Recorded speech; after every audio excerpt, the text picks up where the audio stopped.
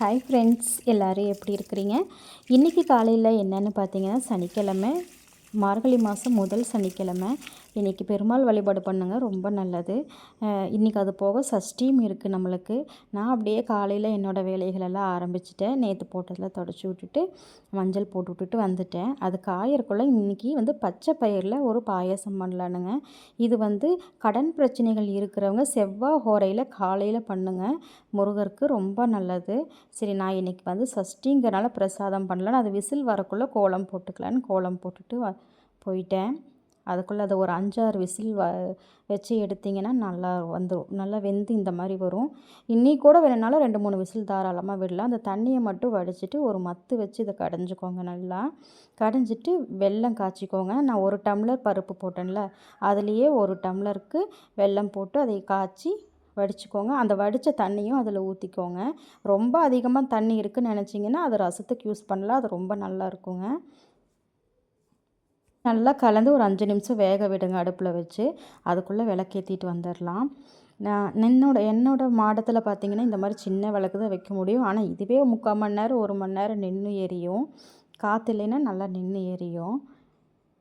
அந்த வேலையை முடிச்சுட்டு வந்துடலாம். நம்ம அது வெந்துடும். அதுக்குள்ளே நல்லா சேர்ந்து அந்த பருப்பு, அந்த வெல்லம் எல்லாமே சேர்ந்து வெந்து வரும். இந்த மார்கழி மாதம் பார்த்திங்கன்னா, அதாவது விடிஞ்சதுக்கப்புறமும் நிலவு தெரிகிற மாதம் இந்த மாதம்னு சொல்லுவாங்க. பாருங்கள், ரொம்ப நல்லாயிருக்கும். அந்த காலையில் டைம் மணி 5:30 5:45 இருக்கும். அப்போ கூட பாருங்கள் எப்படி தெரியுதுன்னு நிலா. சூரிய பகவான் நிலாவையும் கும்பிட்டுட்டு மாடத்தில் விளக்கேற்றிக்கலாம். வச்சுட்டு கும்பிட்டுட்டு எப்பவும் போல் சாமிக்கிட்ட இருக்கிற மஞ்சள் கொஞ்சம் குங்குமம் எடுத்து வச்சுட்டு நான் உள்ள என் வேலைகளை பார்க்க போயிடுவேன். அப்புறம் தான் சாமி கும்பிட்ற வேலையெல்லாம் அதுக்கப்புறம் பசங்களை அனுப்பிட்டு தான் செய்வேன். இன்றைக்கி பார்த்திங்கன்னா என்னென்னா, இந்த சாம்பிராணியை பற்றி சொல்லணும் அப்படின்னு. இந்த சாம்பிராணி நார்மலாக கப் சாம்பிராணி மாதிரி தாங்க. நாங்கள் இங்கே கோயம்புத்தூரில் ஒரு பெரிய கடை தான், ரொம்ப ஃபேமஸான ஒரு துணிக்கடை. அந்த கடைக்கு ட்ரெஸ் எடுக்கலான்னு போனப்போ இந்த சாம்பிராணி பார்த்தோம். கார்த்திகைக்கு மாலை போடும்போது போயிருந்தோம். அப்போது அந்த சாம்பிராணிலாம் அங்கே வச்சுருந்தாங்க. சரி, இங்கே மாதிரி விற்கும்போது கொஞ்சம் நல்லா இருக்கும் இல்லையா? நானும் ஏதோ சந்தன மர படமெல்லாம் போட்டிருந்ததும் நல்லா இருக்கும் போல் அப்படின்னு சொல்லிட்டு ஒரு 80 ரூபாய் வந்தது. சரின்னு எப்போவுமே கப் சாம்பிராணி நமக்கு ஒரு பேக்கெட்டு 70, 80, 90 ரூபாய் வரைக்கும் வரும், வாங்குவோம். அதே மாதிரி இதுவும் வாங்கிட்டு வந்துட்டு இது எப்படி வைக்கணும்னு பார்த்தீங்கன்னா, இந்த மாதிரி நெருப்பில் காமிச்சா தேங்காய் தொட்டியில் நம்ம எரிக்கிறோமில்ல, அந்த மாதிரி நல்லா தணலாக கங்கு மாதிரி நல்லா எரிஞ்சிரும். பார்த்திங்கன்னா புஸ்வானம் மாதிரி ஃபஸ்ட் டைம் நான் வைக்கும்போது பயந்துட்டேன். அந்த மாதிரி எரிஞ்சு வரும்போது இந்த மாதிரி வருது பாருங்கள், அந்த மாதிரி வரும். ஆனால் இந்த மாதிரியெல்லாம் வாங்கி ஏமாந்துடக்கூடாது. அதனாலேயே இதை காட்டணும்னு காட்டுறேன். பாருங்கள், நல்லா தணல் மாதிரி ஆயிடுச்சுல. இந்த இதை நம்ம அந்த சாம்பிராணி ஹோல்டரில் வச்சுட்டு அந்த உள்ளுக்குள்ளே அந்த ஒயிட்டாக இருந்தது வெளியே எடுத்தோம் இல்லையா சாம்பிராணி, அதை அதில் போட்டோம்னா நல்லா புகை வருங்க. பயங்கரமாக வரும் புகை, இதுக்குன்னு நல்லா புகை வரும். ஆனால் என்னென்னா, புகை வரதில் எந்த ஒரு ஸ்மெல்லுமே இருக்காது. அந்த சாம்பிராணி நெருப்பு போட்டால் ஒரு வாசம் வரும் பார்த்திங்களா, அடுப்பு எரியும் போது அந்த வாசம் தான் வந்தது. நானாக கொஞ்சம் ஜவ்வாது பச்சை கற்பூரமெல்லாம் போட்டு தான் இந்த சாம்பிராணி அப்புறம் யூஸ் பண்ணினேன். அதே சமயத்தில் இப்போ வெளியே அப்படியே எல்லாம் காமிச்சிட்டு, வாசப்படிக்கெல்லாம் காமிச்சிட்டு, மாடத்துக்கும் காமிச்சிட்டு, துளசிக்கும் காமிச்சிட்டு, இன்றைக்கி சனிக்கிழமை கண்டிப்பாக துளசிக்கு சாம்பிராணி போடணும். போட்டு விட்டுட்டு ஒரே நிமிஷம் இது எல்லாம் போட்டுட்டு கொஞ்சம் கேட்டு வரைக்கும் ரோட்டுக்கு பக்கமாக காமிச்சிட்டு உள்ளே வச்சாச்சுங்க. அவ்வளோதான். நான் வீட்டை சுற்றி ஒரு ரவுண்ட் அடிச்சுட்டு வரக்குள்ளார இது அவ்வளோதான் ஆஃப் ஆகிடும். எப்போவும் வாங்குகிற சாம்பிராணி கூடியும் அதே ரேட்டு தான். ஆனால் 1/2 hour ஒரு 2 மணி நேரத்துக்கு போக நல்லாயிருக்கும், வாசனையாகவும் இருக்கும். ஆனால் இந்த மாதிரி இருக்கிறது எனக்கு ரொம்ப கஷ்டமாயிருச்சு இது வாங்கி. அப்படியே வெளியில் இன்றைக்கி வேலை கம்மி. அடிக்கடி இந்த விநாயகருக்கு பெல் அடிப்பேன் வெளியே வேலை இல்லாத அன்றைக்கி. மற்ற நாளெல்லாம் அறக்க பறக்க வீட்டில் வேலை செஞ்சிட்ருப்போம் காலையில். இன்றைக்கி பொண்ணுக்கு மட்டும்தான் ஸ்கூலுங்கிறனால டிஃபன் வேலையெல்லாம் கொஞ்சம் கம்மியாக இருந்தது. இந்த மயில் போடுற அன்றைக்கி சும்மா பார்ப்பேன். வெண்பொங்கல் பார்த்திங்கன்னா இன்றைக்கி காலையில் பிரேக்ஃபாஸ்ட்டுக்கு நான் கொஞ்சமாக மிளகை இஞ்சி கூட கொஞ்சம் தட்டி போட்டேன். இன்றைக்கி 1-2 தட்டி அப்புறம் போட்டேன். நல்லா இருந்ததுங்க, பொங்கல் நல்லா இருந்தது. ஏன்னா எப்போவுமே அப்படியே தாளிக்கும் போது போடுவோம், இன்றைக்கி தட்டி போட்டேன். அப்புறம் கொஞ்சம் தேங்காய், கொஞ்சம் முந்திரி, திராட்சை, ஏலக்காய், பாயாசத்துக்கு நெய்யில் வறுத்து போட்டுக்கலாம். நான் வந்து டீ போடும்போதே பால் காய்ச்சும்போது கொஞ்சமாக அந்த நம்ம வெந்து இறக்கி வச்சுருந்தோம்ல பருப்பு வெல்லமும், அதில் வந்து கொஞ்சமாக பால் விட்டுட்டேன். விடுறதுன்னா விடலாம், இல்லைன்னா விட்டுடலாம் வேணான்னா. இப்போ இதை கொட்டிட்டு கொதிக்க வைக்கிறதுனா வச்சுக்கலாம் ஒரு 5 நிமிஷம் அடுப்பில் வச்சு.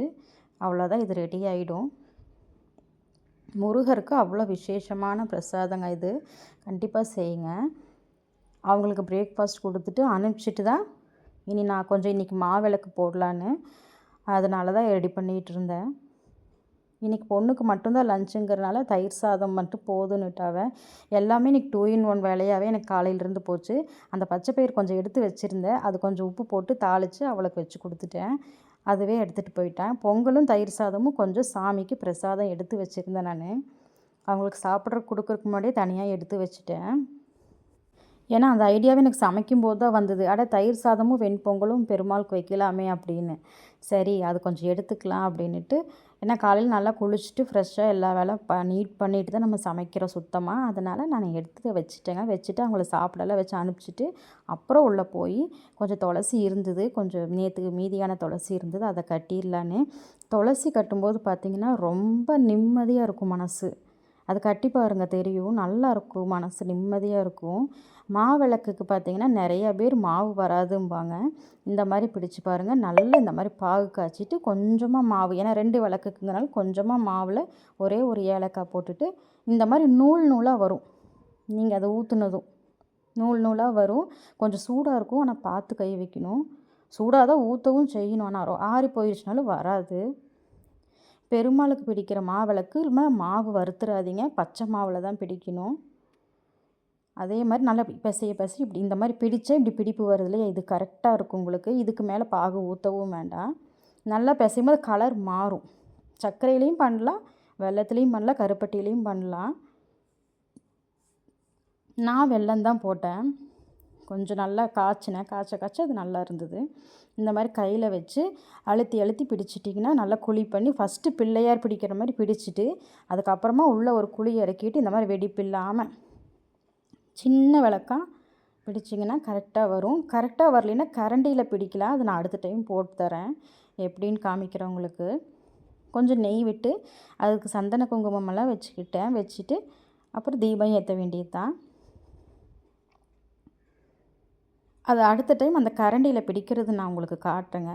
எனக்கு ஞாபகம் இல்லை அதை எடுக்கலாம் அப்படின்னு. நான் கையிலேயே பிடிச்சிட்டேன். ஏன்னா நிறைய பேர் மாவிளக்கு வரமாட்டேங்குது அப்படிம்பாங்க. ஆனால் வெடிப்பு இல்லாமல் பிடிக்கணும், கோடெல்லாம் இருக்கக்கூடாது.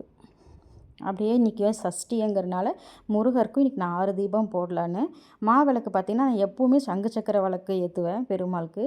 அந்த விளக்கு மேலேயே அந்த மாவிளக்கும் எடுத்து வச்சுட்டேன்.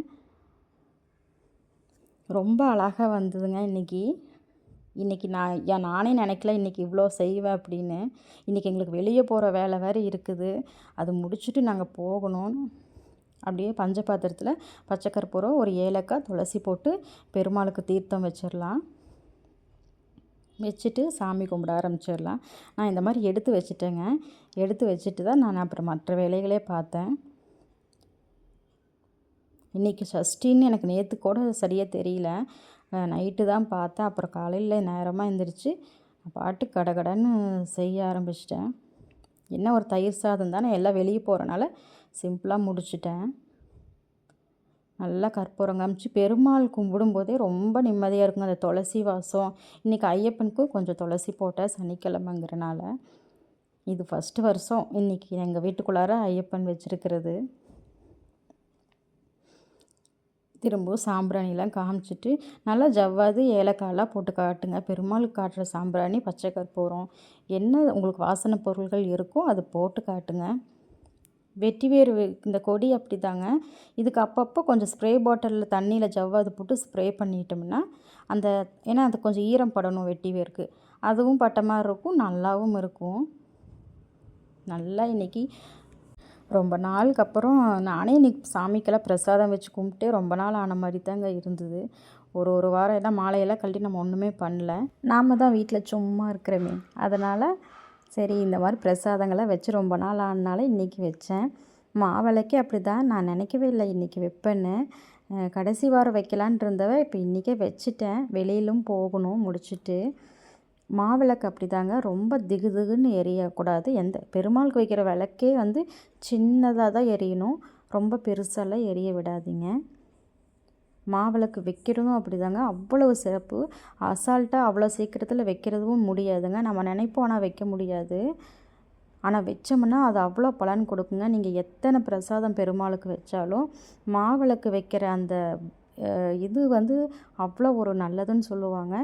வீடியோ பிடிச்சிருந்தா லைக் பண்ணி சப்ஸ்கிரைப் பண்ணுங்கள். கண்டிப்பாக கமெண்ட் பண்ணுங்கள். பை.